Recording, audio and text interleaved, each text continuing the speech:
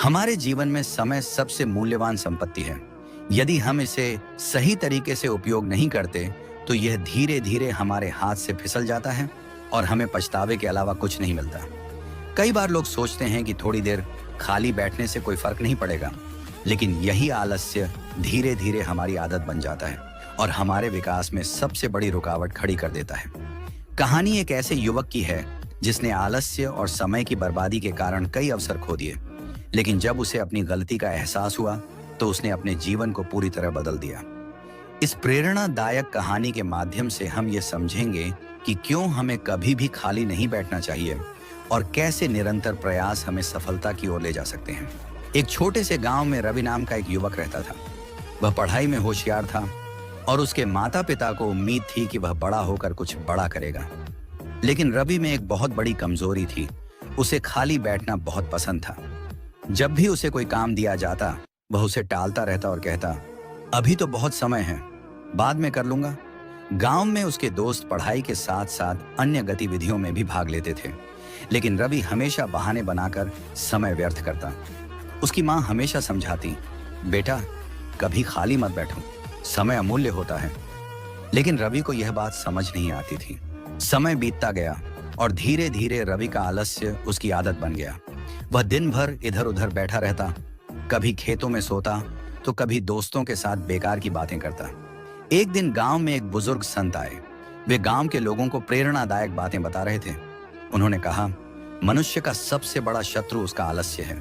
जो व्यक्ति खाली बैठता है वह धीरे धीरे अपना जीवन बर्बाद कर देता है। समय को व्यर्थ करने वाला व्यक्ति एक दिन पछताता जरूर है, लेकिन तब तक बहुत देर हो चुकी होती है। रवि ये बातें सुनकर थोड़ा प्रभावित हुआ, लेकिन फिर भी उसने अपनी आदत नहीं बदली। कुछ साल बाद गांव में एक बड़ी कंपनी आई जो योग्य युवाओं को नौकरी देने के लिए इंटरव्यू कर रही थी। रवि के दोस्त मोहन और अजय ने इस अवसर का पूरा लाभ उठाया और नौकरी पाली। रवि भी इंटरव्यू देने गया, लेकिन जब उससे पूछा गया कि उसने अब तक क्या किया है तो उसके पास कोई ठोस जवाब नहीं था। उसने न कोई कौशल सीखा था, न कोई अनुभव प्राप्त किया था। नतीजा यह हुआ कि उसे नौकरी नहीं मिली। जब रवि अपने दोस्तों को सफल होते देख रहा था तब उसे अपनी गलती का एहसास हुआ। उसने पहली बार महसूस किया कि उसका खाली बैठना ही उसकी सबसे बड़ी कमजोरी है। अब रवि ने ठान लिया कि वह कभी खाली नहीं बैठेगा। उसने छोटे छोटे कामों से शुरुआत की।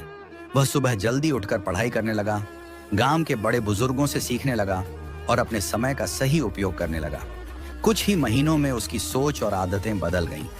वह खुद को पहले से ज्यादा ऊर्जावान महसूस करने लगा। धीरे धीरे उसने नई नई चीजें सीखनी शुरू की। किसानों से खेती के गुण सीखे, बढ़ई से लकड़ी का काम सीखा और अपने पिता के व्यवसाय में भी हाथ बटाने लगा। रवि की मेहनत रंग लाई। एक दिन उसके गांव में एक नई तकनीक वाली खेती की योजना आई। चूंकि रवि ने खेती के गुण सीख लिए थे, उसने इस योजना में भाग लिया और आधुनिक खेती की शुरुआत की। धीरे धीरे उसकी फसल अच्छी होने लगी और वह आर्थिक रूप से मजबूत हो गया। अब गांव के लोग उसे एक प्रेरणा के रूप में देखने लगे। एक दिन वही संत दोबारा गांव आए। इस बार रवि उनके पास गया और अपने बदलाव की कहानी सुनाई। संत मुस्कुराए और बोले, देखा बेटा, जो व्यक्ति कभी खाली नहीं बैठता वही अपने जीवन में आगे बढ़ता है। रवि ने सिर झुकाकर कहा, संत जी, आपने सही कहा था, मैं अब कभी भी समय बर्बाद नहीं करूंगा। इसके बाद रवि ने गांव के युवाओं को भी प्रेरित करना शुरू किया और अपने अनुभव से उन्हें सिखाने लगा कि कभी खाली मत बैठो, क्योंकि खाली बैठना ही सबसे बड़ा पतन है।